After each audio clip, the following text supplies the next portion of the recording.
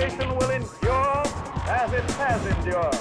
Our long national nightmare is over. Give me a break. That's a bunch of malarkey.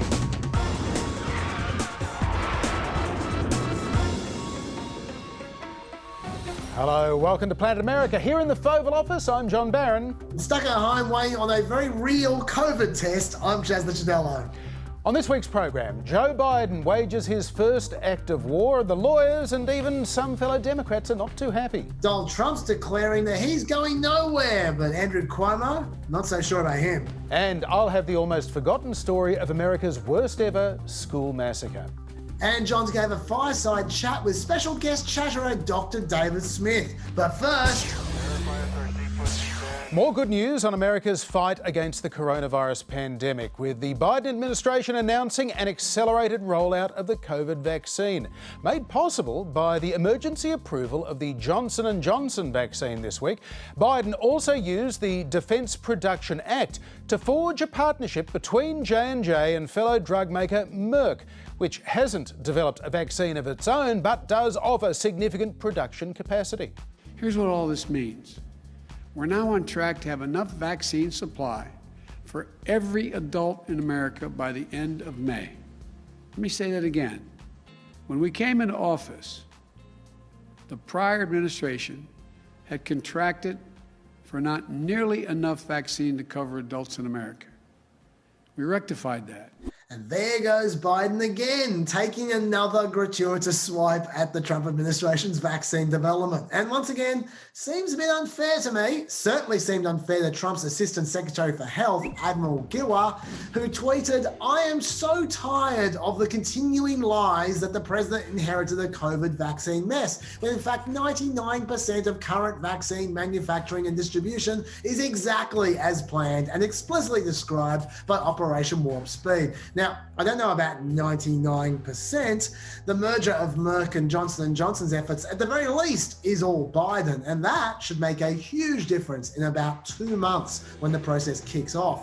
Even now, vaccine distribution has jumped up to around 2 million shots per day, which is fantastic. Unfortunately, though, the daily new cases seem to have plateaued a bit, between 60 and 70,000 per day.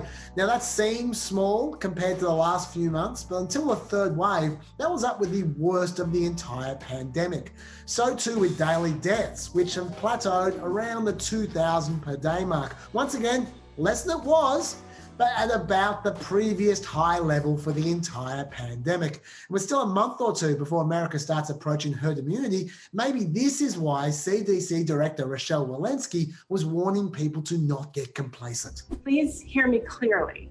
At this level of cases with variants spreading, we stand to completely lose the hard-earned ground we have gained. These variants are a very real threat to our people and our progress. Now is not the time to relax the critical safeguards that we know can stop the spread of COVID-19 in our communities, not when we are so close. A grim warning. So what happened the very next day, John? Well, it's funny you should ask, Chaz, because Texas Governor Greg Abbott, fresh from his bungling of the state's deep freeze energy crisis, announced Texas is open 100%, everything. I also ended the statewide mask mandate.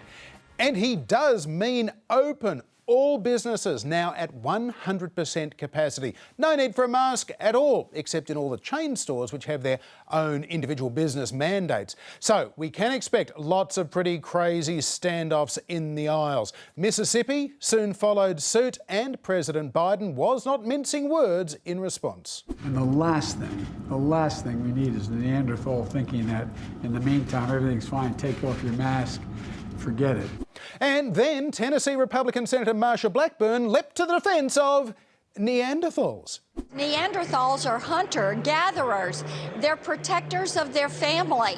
They are resilient. They're resourceful. They tend to their own. It looks like Neanderthals may become the new deplorables.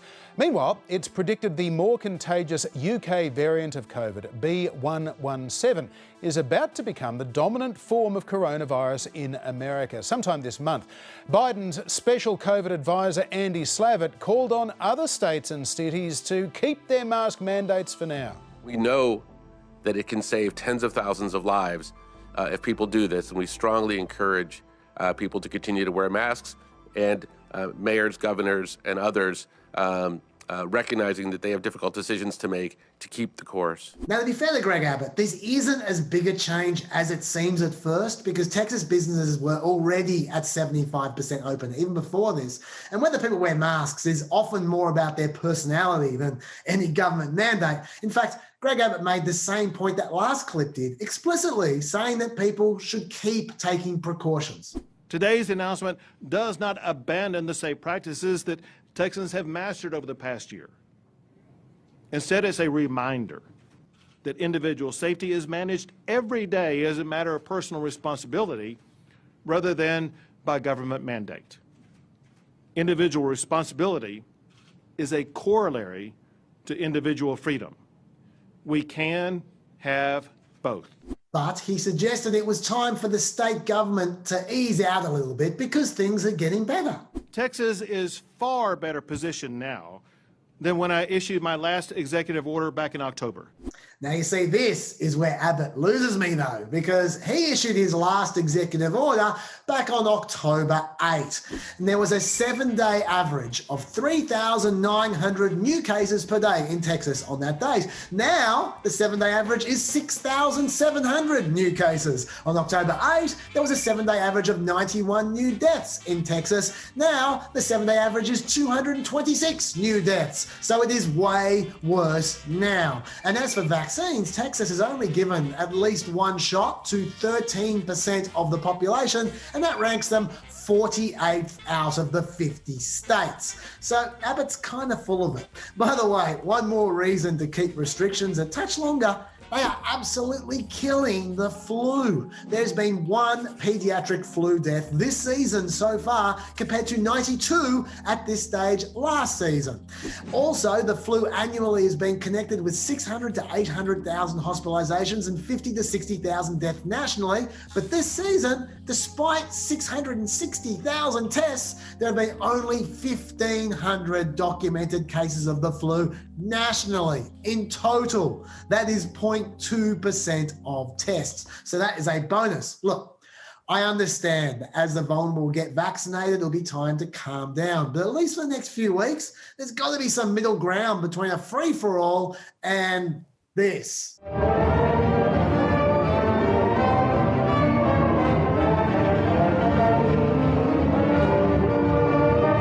Unless that setup is a response to how the school band sounds, in which case, good work. Yeah, they just need to put a front on those boxes, I think, Chaz. Now, Middle Eastern affairs took centre stage this week, with President Biden authorising his first military action, this one against Iranian-backed militia forces in Syria. The attack near the Iraqi border came in retaliation for earlier rocket strikes against US forces that occurred in the region in the middle of last month. We're confident in the target that we went after. We know what we hit. And we're confident that that target was being used by the same Shia militia that conducted the strikes. The US strike reportedly led to the deaths of one fighter and the wounding of 2 others, and was described as a, quote, largely symbolic tit for tat. Other reports, though, suggested the missile barrage may have killed at least 22 people.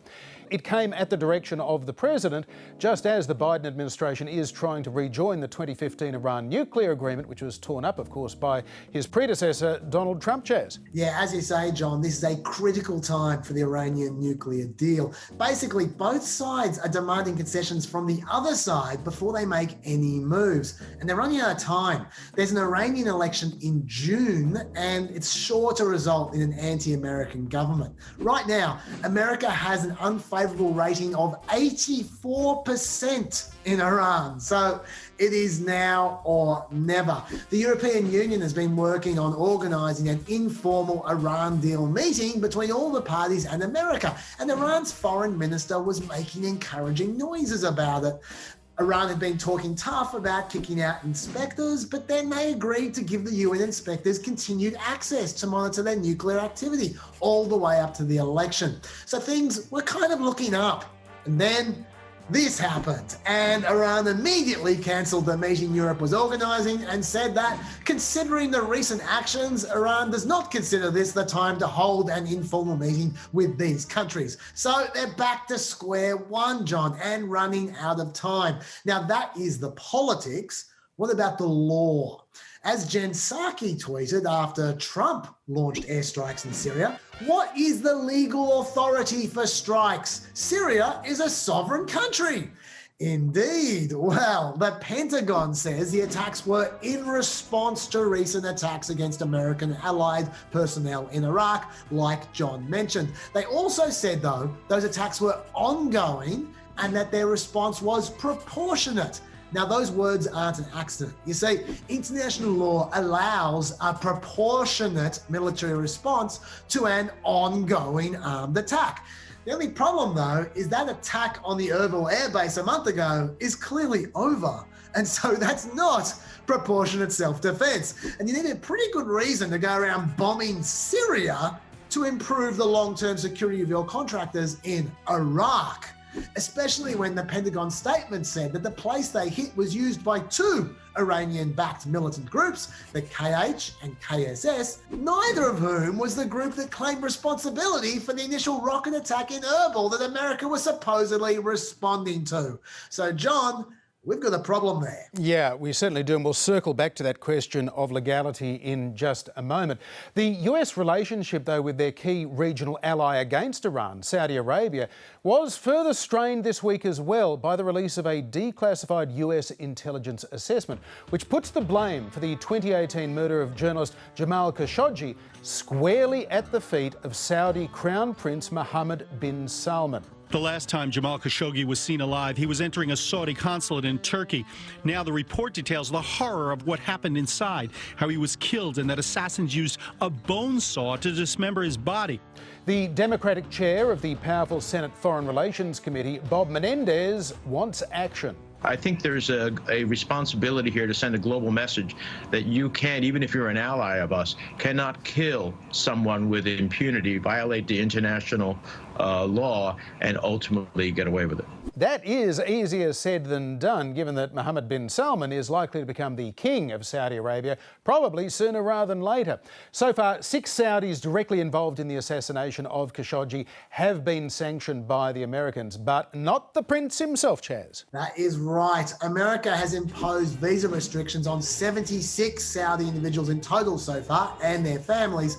But as you say, no MBS and no asset freezing either. Apparently untangling MBS's assets for freezing from Saudi Arabia's general assets was seen as virtually impossible. He kind of is the state. Although, to be fair, Biden did also stop sending Saudi Arabia offensive weapons for their war in Yemen. He, in fact, froze all weapon deliveries, even ones that Saudi Arabia had already paid for that were for self-defense, pending a review. And Biden has also started cutting MBS out and speaking directly to the king instead. Now, that might all sound kind of lame, but it's still way more punishment than Saudi Arabia has faced before from America, possibly because for the first time in decades, America is now importing zero oil from Saudi Arabia. Funny how that works. But back to your point before, John, MBS is definitely about to lead Saudi Arabia. In fact, Slate's Fred Kaplan has an interesting confirmed story from 2 senior US officials about when they met King Salman at his palace. They found him constantly gazing at a picture frame on his desk while he was talking, and MBS was typing on a computer in a corner. But they soon realized that MBS was typing what the king should say, and the picture frame was a computer screen. So once again, MBS kind of is Saudi Arabia. But this all became a bit ridiculous when America then, one day later, announced sanctions against top Russian government figures for poisoning opposition leader Navalny. But this time, the sanctions did block access to financial assets. So they didn't hit Putin in this case either, but basically you had a situation where America was punishing Russia harder for attempting to murder someone who has nothing to do with America, then they punish Saudi Arabia for actually killing an American resident. So this is all very confusing. That it is. Senators, though, including the Democrats' 2016 vice presidential nominee Tim Kaine of Virginia, have protested this week to the Biden White House, saying they weren't consulted before that retaliatory airstrike against the militia group in Syria. Kaine says that lawmakers need to claw back some of the war powers authority from the president, and he plans to introduce a bipartisan resolution repealing the 1991 and 2002 authorizations for the use of military force against Iraq. And the senators aren't alone in wanting to curb American presidential powers when it comes to waging wars. Mary Ellen O'Connell is Professor of Law at Notre Dame University and an expert on dispute resolution. Professor, welcome to Planet America. Thank you, John. It's good to be here. So, we do tend to think of American presidents as being all-powerful on military matters. They do have the nuclear codes after all. But what are the legal constraints on a president of the United States when it comes to waging war? Well, I can tell you what restraints they should consider, and that's number one, the relevant law in this case, the law of the United Nations Charter, which prohibits the use of military force except in two specific situations. If a state is facing an armed attack, it has the right to use military force against the attacker, as long as that force is necessary and proportionate to stop an ongoing attack. In every other situation, international law requires, and let me remind everyone, this is the international law that the United States and its allies, including Australia, wrote after the Second World War. This is the law we thought was going to make for a better world. The second instance is if you've got concerns, ongoing threatening situations of a future kind that are not ongoing attacks, you take those problems to the Security Council and you get the benefit of the international community's deliberation in its most powerful body. Professor, you mentioned the attack needs to be ongoing for a self-defense claim. Is there any way that the Erbil attacks that America was responding to could indeed be described as ongoing? Certainly that's one of the ways that, sadly, due to this ongoing declining justifications, ever looser use of the rules in order to try to send the idea, certainly the United States, Australia, the UK, Canada, these are countries that still talk about international law and compliance, but they have been unwilling to actually toe the legal line. And so they've come up with justifications, looser characterizations of facts, interpreting the terms of the UN Charter in ever looser fashion. So today we might all think that, if you're attacked several days before by a group that might be related to this other militant group in Iraq or nearby in Syria, that could count as an ongoing attack. But in fact, the words of the Charter are clear. The jurisprudence of the International Court of Justice interpreting this law is also clear, and nothing the United States was facing at the time of this attack into Syria on February 26 counts under law as an ongoing attack. Professor, there are those that would argue that whether it's the United Nations with Security Council vetoes for Russia and China, or Congress itself, which is hopelessly partisan and gridlock, neither body is good at getting anything done or agreeing on anything. And sometimes an American president has to do what a president has to do. What do you say? John, why are we in this position of thinking that what the president has to do is kill a lot of people with heavy caliber military force? What happened to the West, to the United States and its allies, where we think that the only response we have to terrorism, to instability, violent instability within countries, is to use heavier munitions? We've been doing this for over 20 years. President Clinton was the first one who attacked into Afghanistan, trying to go after al-Qaeda in the year 2000. We're coming up to the 20th anniversary of 9/11. What good has it done to attack this problem of militancy, of instability, of terrorism in this governance space in many countries with major military force by outside high-tech armies like Australia's or the United States? We've got to find another way. How do you respond to those who say, even if this does seem like it might not be a great attack, it was so small, it probably still falls within presidential power? The president is restrained by two important bodies of law before resorting to military force. First and foremost, international law, because this attack was from the United States and our military assets into another foreign sovereign state with its own rights under international law. So it doesn't matter what the Constitution in the United States says, that was a violation of fundamental peremptory law.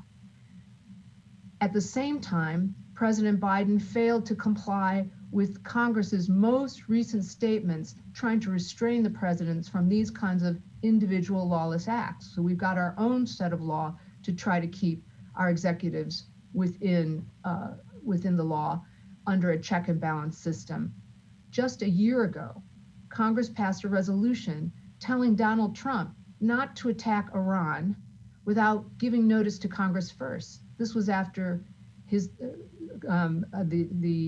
drone strike in Baghdad on January 3rd, 2020, that killed 10 people and nearly erupted into a much more serious armed conflict between the United States, Iran, and other countries in the region. We're seeing this push now from Democrat Senator Tim Kaine, among others, to repeal the authorisations for war dating back to 1991 and 2002. How big of a difference would that make, do you think? I would take anything to check this kind of lawless behavior. So I applaud it. I think it's absolutely appropriate that the Congress take the steps that it can to stop this ever continuing use of force without real respect for legal principle, for the right to life. Professor Mary Ellen O'Connell, thank you very much indeed for being with us on Planet America. Thanks for the great questions. Former President Donald Trump returned to the political spotlight this week after more than a month of self-imposed exile cheating at golf at his resort in Palm Beach, Florida. He was the headliner at the Conservative Political Action Conference, CPAC, just 2.5 hours up the turnpike in Orlando. An hour late, and with plenty to get off his chest, it was vintage Trump in what was billed as a comeback speech. Do you miss me yet? Do you miss me yet? And there was a bit of news. He's not going anywhere. We're not starting new parties. You know, they kept saying, he's going to start a brand new party. We have the Republican Party. It's going to unite and be stronger than ever before. I am not starting a new party. And he seemed to bask in the love of the crowd.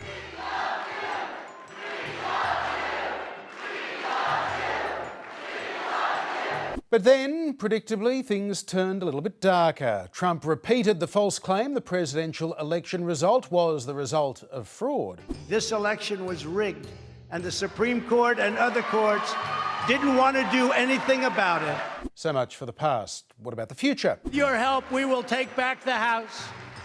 We will win the Senate, and then a Republican president will make a triumphant return to the White House.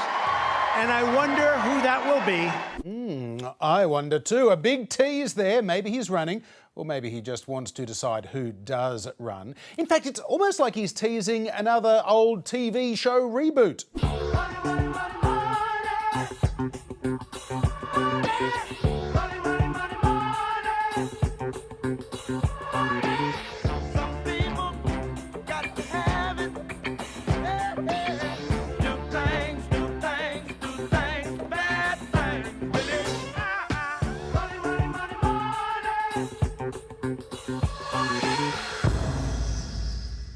Certainly, the CPAC speakers list was a roll call of the Trumpiest potential presidential candidates and those who also know their only path to the White House is winning over a bunch of those Trump supporters. And they were throwing out plenty of red meat to the crowd, claiming the real victim of COVID was the economy. What followed was record unemployment, businesses closed, most schools were shuttered, and communities suffered. And the U.S. economy came to an immediate halt. Now, let me be clear. COVID didn't crush the economy. Government crushed the economy. That's the governor of South Dakota, Kristi Noem, who has resisted mask mandates and shutdowns during the coronavirus pandemic. We never focused on the case numbers. Instead, we kept our eye on hospital capacity. Now, Dr. Fauci, he told me that on my worst day, I'd have 10,000 patients in the hospital. On our worst day, we had a little over 600. And she is certainly no fan of Dr. Fauci. I don't know if you agree with me, but Dr. Fauci is wrong a lot. And how did that approach work out? Well, per capita, her state now has the second highest number of COVID cases of any state in America, and the 8th highest number of deaths. On a combined tally, it is number one, with the most cases and the most deaths per capita among all American states. America's former top diplomat Mike Pompeo was another potential 2024 presidential candidate at CPAC, but he fell a little bit flat. First, we show up Paris Climate Accord. It was a job-destroying joke, so we said au revoir. Yeah. Tanned and rested, Texas Senator Ted Cruz laughed off recent criticism after he fled that energy crisis in his freezing home state to thaw out a bit in Mexico. Orlando is awesome. It's not as nice as Cancun. Yes, that was a boo that you heard there. And Ted Cruz still does have a job to win over some Trump supporters who are old enough to remember he refused to endorse Trump at the RNC in 2016. Ted preached unity and liberty in the face of what he described as cancel culture. But Senator Cruz's main refrain was liberals are just no fun. Like, just lighten up. Especially now, the left. They are shrill. They are angry. How many leftists does it take to screw in a light bulb? That's not funny!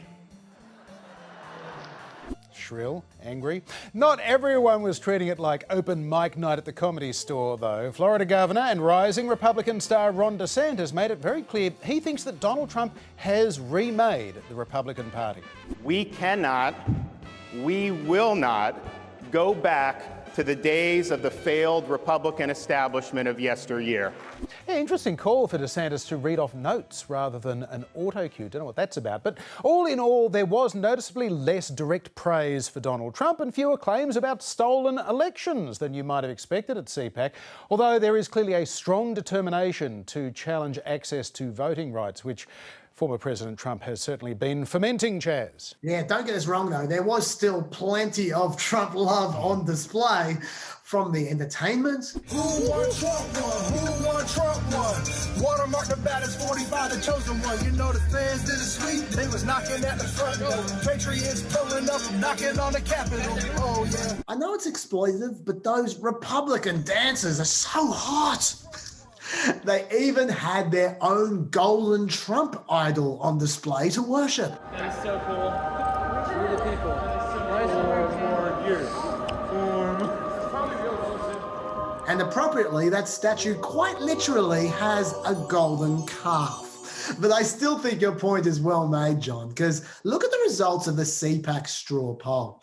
If the 2024 primaries were held tomorrow, Trump would win 55% of the vote. Ron DeSantis would win 21% and then daylight. Now, I know 55% a lot, but this was a conference with literally 131 pro-Trump conservatives speaking to 0 anti-Trump conservatives. And no one else has even begun campaigning other than Trump, who just had a whole election. So that straw poll could not have been more rigged for Trump. And he still only won 55% of the vote, especially seen as a whopping 95% of attendees said Republicans should continue on with Trump's agenda. So 40% of attendees said they wanted Trump's agenda, but not necessarily Trump to deliver it. I don't want to make a big deal out of one straw poll, John, but Trump would not have liked those numbers. No, but then again, this is a straw poll that Rand Paul won not so long ago as well. But look, it's time now to head back into the Planet America archive for a forgotten piece of American history. The Bath school disaster was one of the most shocking examples of homegrown terrorism, and it remains the deadliest attack of its kind. 1927 was one of those years when the world seemed to take a leap into the future. Lucky Lindy, Charles Lindbergh, was the first person to fly solo across the Atlantic from New York to Paris. Safely on the ground, he had barely cut the engine when the crowd reached the plane. They shouted his name over and over again, Lindbergh, Lindbergh. The Sultan of SWAT, Babe Ruth, made baseball history, hitting a record 60 home runs for the season. There he is, circling the bases after knocking a homer. The New York Yankees won the championship. And Talking Pictures arrived with The Jazz Singer, the first feature film with synchronised sound dialogue. Wait a minute. You ain't heard nothing yet. On May 18th, 1927, in the rural township of Bath near Lansing, Michigan, it's the last day of the school year. Around 300 students are in class at the Consolidated Primary and High School on Main Street. At 8:43 a.m, a massive explosion rips through the three-storey north wing of the school, bringing down the roof.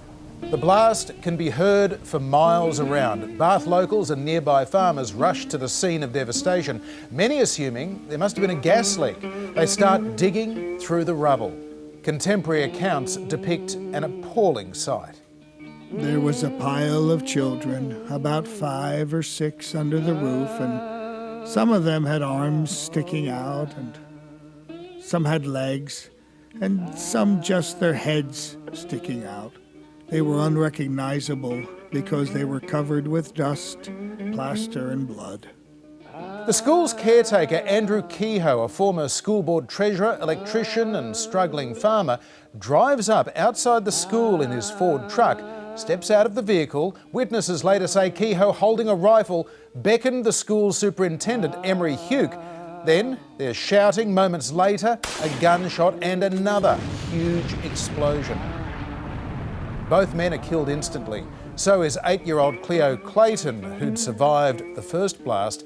Two of the rescuers, retired farmer Nelson McFarren and Bath postmaster Glenn Smith, also suffer fatal injuries.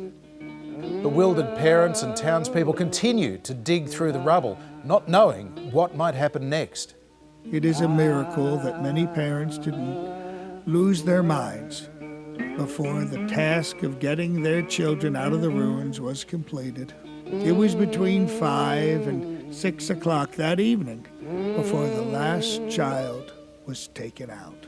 Dozens are saved, but 36 children and 2 teachers are dead.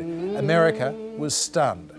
The Bath school disaster briefly knocked Charles Lindbergh off the front page. The following day, around 100,000 cars drove along Main Street to see what was left of the Consolidated School building.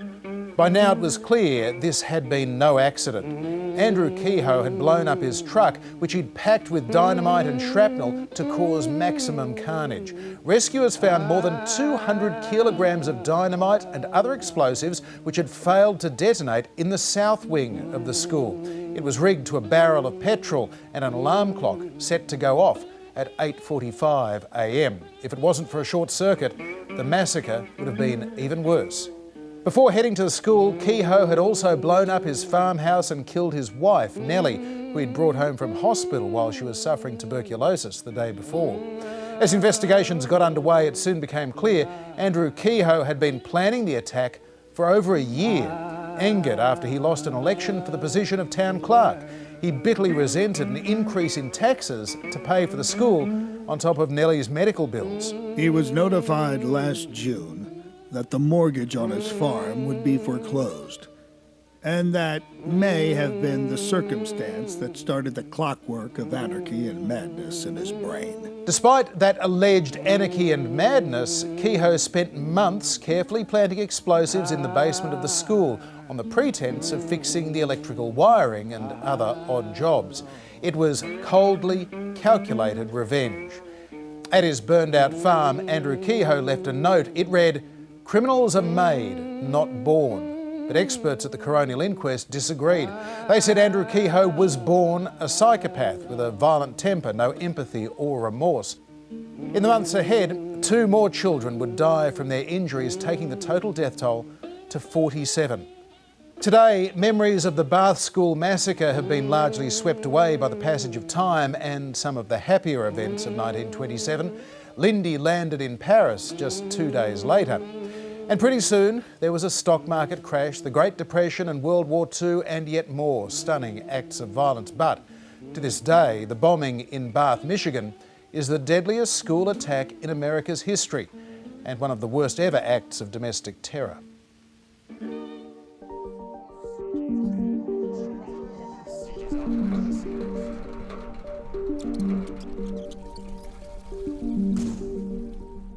New York's Democratic State Governor Andrew Cuomo is refusing to resign after being accused by 3 women of making inappropriate comments, sexual advances, harassment and unwanted kissing. I feel awful about it, and frankly, I am embarrassed by it, and that's not easy to say.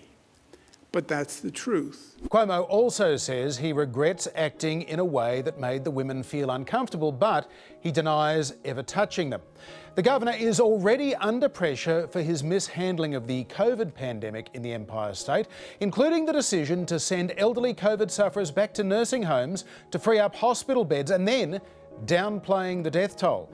Cuomo was seen as a potential presidential candidate, and he is facing a re-election next year that is looking decidedly dicey. For more, we're joined from New York by Politico reporter Anna Gronewald. Anna, welcome to Planet America. Yeah, I'm glad to be here. Can you tell us who are these women that are accusing Governor Cuomo and what is it they're accusing him of? So first we have Lindsey Boylan. She was a former staffer for the governor, and she said, among other things, that Cuomo kissed her on the lips without her consent and asked her to play strip poker while they were on a plane ride together after a state event.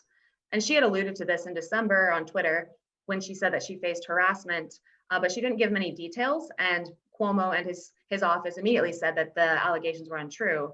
But then last week, she published kind of a tell-all on Medium that kind of got the ball rolling. And so then afterward, another former aide, Charlotte Bennett, came forward to talk about her experiences. And she told the New York Times that while working for the governor this year, the governor had repeatedly asked her intimate personal questions, which felt like something out of a horror movie, I think were her words. She said they were questions about her romantic life and whether she, who was 25 at the time, had ever been with an older man. The governor is 63. So then last Saturday, a woman who did not work for him also came forward to talk about how he had come up to her at a wedding and he touched her bare back and he planted an unwanted kiss on her cheek. And so all of this has compiled to paint kind of a picture of the governor that many, after seeing his briefings and his the way that he addressed the pandemic over the past year, seemed very out of character, and it was kind of shocking to people across the state and even the country. Usually in these kinds of cases, someone tries to vilify the victims, and Andrew Cuomo is considered to be a bit of a bully. So has there been anything like that so far? You know, there have not been as many, but when Lindsey Boylan first addressed this kind of vaguely on Twitter, like I mentioned, there were some rumors circulating that many say were circulated by some of Cuomo's allies about Boylan's past record, some of her own experiences working in state government, the way she treated her own staff and employees in the office that she was employed in, to kind of paint a portrait of someone who might not be as trustworthy. But the other two accusers so far, there has not been anything circulating about them, no. And Anna, how are these allegations being investigated? The state attorney general, Tish James, has launched an investigation, but that kind of required a bit of back and forth as well, because the governor, in his office's initial response, had said he would cooperate with an investigation and propose this formal federal judge to do the investigation. And critics and advocates were immediately upset. They said that there's no way an investigation can be independent if the person being investigated is the one who decides who's investigating them. And so after a bit of a back and forth, the Attorney General and the governor's office have decided to let the Attorney General, Tish James, pick a private practice who can investigate however long they need and to whomever they need to figure out what actually has happened. But there's not really a real timeline for when that actual final report might come out. And how much of the outrage here is about sexual harassment, and how much is about the fact that lots of people are looking to settle scores with Andrew Cuomo? You know, I think that there is this man has been in politics for almost 4 decades now. And in various levels, he's been governor for more than a decade. And it is widely known well before this that he is prone to wield his considerable power in whatever way he feels necessary. And so that means trampling people along the way. And that doesn't leave you with a lot of friends and allies when some bad news comes out about you. And so I think that there are a number of people, he has a number of close friends and allies in the Democratic Party, but there's a whole nother group that is ready to see him go after a decade in politics and is also ready to air all of their grievances that they've built up but haven't had a platform to level yet. So given that disconnect you identify between Andrew Cuomo's public image during the COVID era and this bullying, harassing figure that we're hearing about in these allegations, how much political damage do you think has been done? That's the question everyone's trying to ask right now, because I think there's some sort of saying that there's nothing shorter than a voter's memory. And when we think about March at this time last year, hardly anyone even knew who Andrew Cuomo was. And so I think that's very much an open question, but I will say we just got a poll this afternoon. It was one of the first since these allegations came out.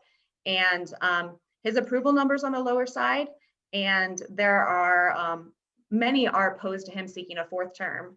However, the majority still said that they don't want him to resign. And so 55% said that he should not. And so far, the top Democrats who are in the congressional delegation and even those in the state have said they want to wait to see what the Attorney General's report comes up with until they make any final opinions. The primary is more than a year away, the election even longer than that. And so a lot could change, and he's in a pretty strong position regardless. He came out yesterday with a pretty solid apology for him. He doesn't regularly apologize without any qualifiers. And he also said that he is willing to do better. And for him to say something like that and to really admit a mistake, moving forward, it's unclear what will happen, but it's a big step for him, and there is potentially a way out of it. Anna Grunewald, thank you for joining us on Planet America. Thanks so much. We're about to head over to the Fireside for a chat, but we're going to let you go and get some rest, Chaz. Well, actually, I'm feeling okay, so I can come in. No, that's great. You take care of yourself. We'll see you soon. So, with Chaz successfully muted for the interim, there will be no PEP podcast this week, but do not despair. PEP regular Dr. David Smith is with us anyway. He's from the University of Sydney in the US Study Centre. Dr. Dave, welcome to the Fireside Chat. Thank you for having me. We were just talking to Anna Grunewald in Albany in New York about the woes confronting Andrew Cuomo right now. And the big question is, I guess, on the one hand, we've seen people like Donald Trump push through allegations of this sort and worse. Others, though, including Democrats like Al Franken, forced to resign. How do you feel as though this is playing out? We have to remember, in most cases, people ultimately fall on their own swords. Franken was under a lot of pressure to resign, but he ended up making that decision himself. Most people who come down as a result of scandals fall on their own swords. It's quite rare that they're forced out by some other mechanism. And certainly during the Trump era, it's been a golden age of people realising that if I don't fall on my own sword, nobody is actually going to remove me. And this isn't confined to Trump and certainly not confined to Republicans or Conservatives.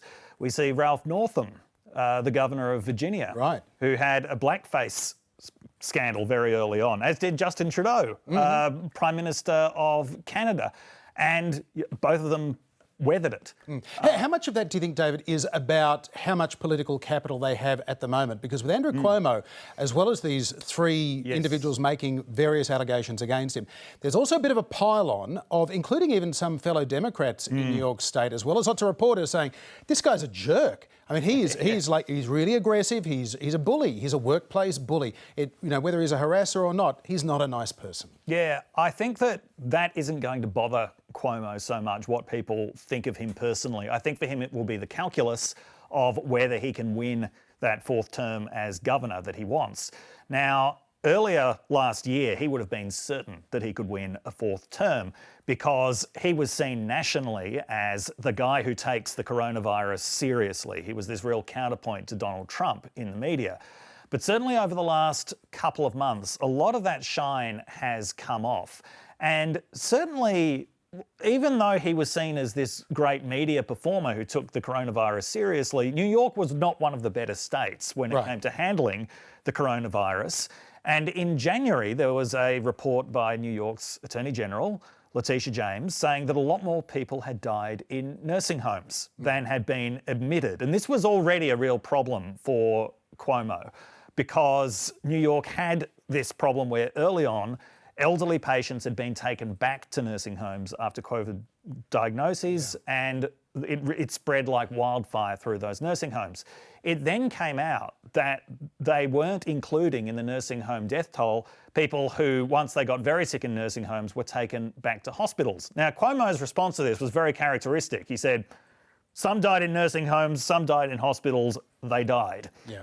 And that was a pretty insensitive response because people do find it particularly horrific when people get fatally ill in nursing homes. Of course. We don't yet know whether the chickens are coming home to roost with Andrew Cuomo, but it seems this week some chickens are roosting for Neera Tanden, former Clinton advisor. She was Biden's nominee for the Office of Management and Budget, a senior cabinet role, had to be confirmed by the Senate, and it turns out, well, she couldn't get the numbers. She's been withdrawn, and this is a pretty significant defeat for the Biden administration. Yeah, so this is the first nominee that Biden has had who has failed to make it. And it's certainly not unusual that presidents have at least one nominee who doesn't make it. It's interesting that it's Tanden, who is someone who would not be a household name in the United States. But she's certainly a household name if you're on Twitter. Not just because she's insulted a lot of Republicans on Twitter, but because she's insulted a lot of Democrats as well. And during 2016, when she was very closely associated with Clinton, she really went after the Sanders side during the Democratic primaries. I'm not surprised that she didn't get through. I'm surprised that she didn't get more criticism from the left. Now, Sanders certainly had a go at her during her nomination, talking about the kind of speaker's fees that she's received and the donations that she's received from major corporations, which he sees as really being at odds with the Democratic Party agenda. So they're trying to, it seems, potentially put forward another woman of colour in Shalanda Young, who was nominated for the deputy OMB position, which will blunt some of the concerns perhaps that this was kind of a racist double standard, given that you look at Neera Tanden's tweets compared to, I don't know, former President Trump's tweets. There's a big difference there, and all those Republican senators were cool with Trump, but Neera, can't have her. Maybe everyone's turned a corner and said, look, from now on, no bad tweets in office. But yeah, certainly a couple of Republicans have already said that they will support the likely new nominee. So there was a little bit of a flap on Capitol Hill yesterday. People leaving town early ahead of concerns that we might see potentially another violent protest or insurrection. What's going on? So it is March 5th here, but it's March 4th in the United States today. That's a very significant date. Not just because it's the 1-year anniversary of Michael Bloomberg dropping out of the race. Why is it significant? March 4th has particular significance to QAnon because that was the original inauguration date in the United States. So that was George Washington's scheduled inauguration date. It was the inauguration date. FDR was the last, I think. FDR was the last. After FDR's first inauguration, they moved it to January because FDR almost got assassinated during the interim period. So they thought that 3-month interim period is too long. But because of a bizarre misreading of a legislative document, which in 1878, I think it was, incorporated the District of Columbia, some QAnoners have interpreted this as meaning that the United States itself was transformed from a republic into a corporation at that point, and therefore Ulysses S. Grant, who was the president at that time, was the last valid president. And given that on January 20th, the expected storm failed to happen. That is, Joe Biden was inaugurated. Donald Trump didn't sweep in and have all the Democrats arrested. Some QAnoners now think, well, what's going to happen is March 4th will be reinstated as the real inauguration date.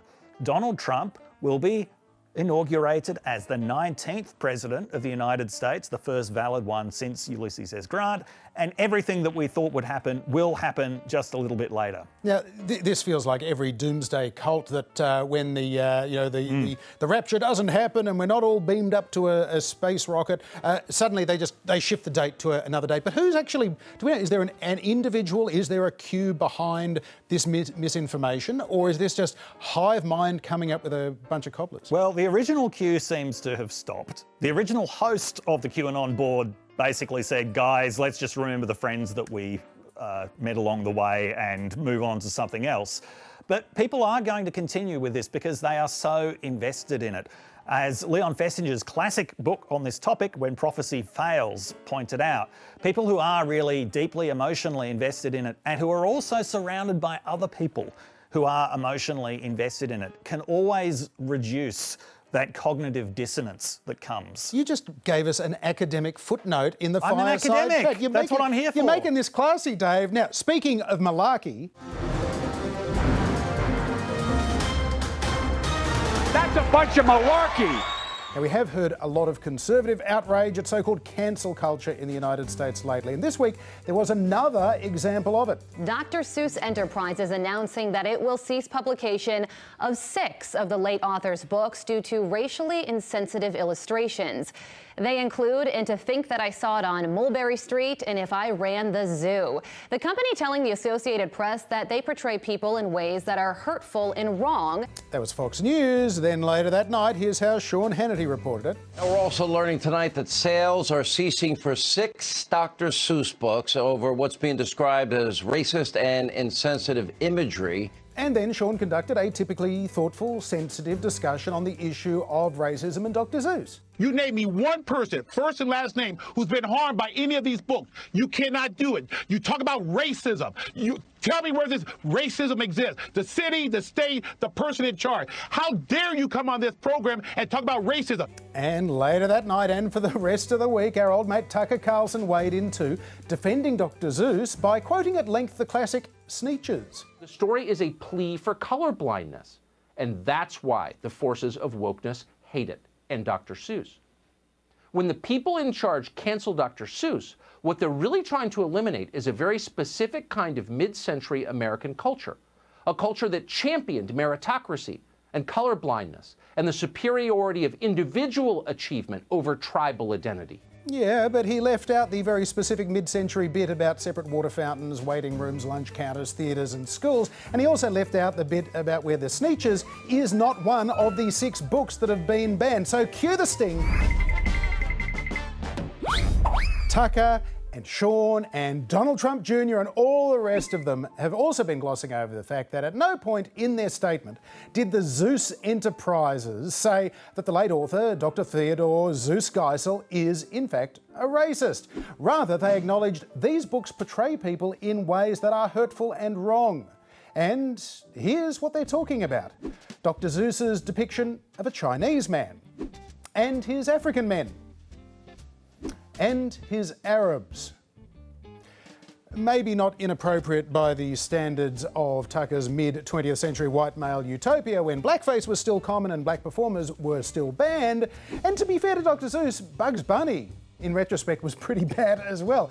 But it's all pretty inappropriate by today's standards, it would seem, Dave. But what's your take on this sort of cancel culture when it comes to beloved icons like Dr. Seuss? Well, I think we have to have a bit of perspective on this. There are more than 60 Dr. Seuss books. We're talking about 6 of them, most of which are not very well known.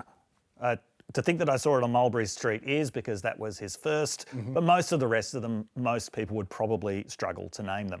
The Dr. Seuss estate made $33 million last year from sales of Dr. Seuss books. I doubt that many of those were coming from the discontinued books. Right. Now, these books have not been banned. They're not sending the cops in to get them out of libraries or children's playrooms. Instead, the publisher of the company is putting them out of print, i.e. the fate of 99.9% of books.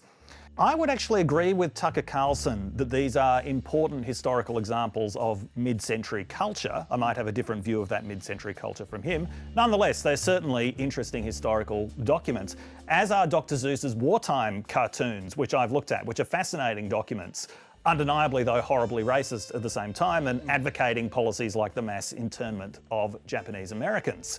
But these books aren't being read by children as interesting historical documents. Dr. Seuss wrote these books to convey lessons. Yeah, he didn't. These books were all written between the 30s and the 50s. He died in 1991. His own views of what were acceptable changed along with the whole country's views of what were acceptable. So really, we're looking at a fairly small, modest, pretty well thought out reduction in the Dr. Seuss catalogue. It is not going to do anything to dent the massive juggernaut that is Dr. Seuss. Now, the publisher could have gone further, potentially. There has been criticism of The Cat in the Hat over the years, not because it specifically conveys a racist message, but it's speculated that it has racist origins. That is, The Cat in the Hat looks a lot like a minstrel type. Because of the big top hat. Yeah, so that's been an academic debate that's taken place. Now, Cat in the Hat, nothing is going to happen to The Cat in the Hat, which is the second best-selling Dr. Seuss title. I would imagine for commercial reasons alone, The Cat in the Hat is safe in perpetuity, but also because it comes back to this message of what is it actually conveying to children? And yes, it may have had these kinds of racist origins, but it's not conveying a racist message now. Well, we will have to save discussion of Mr. Potato Head for another day, but Dr. David Smith, thank you very much indeed for joining us, and thank you for being with us on this trip to Planet America, and we'll see you back here at the same time next week when Chaz, I'm sure, will be back with us as well. Bye-bye.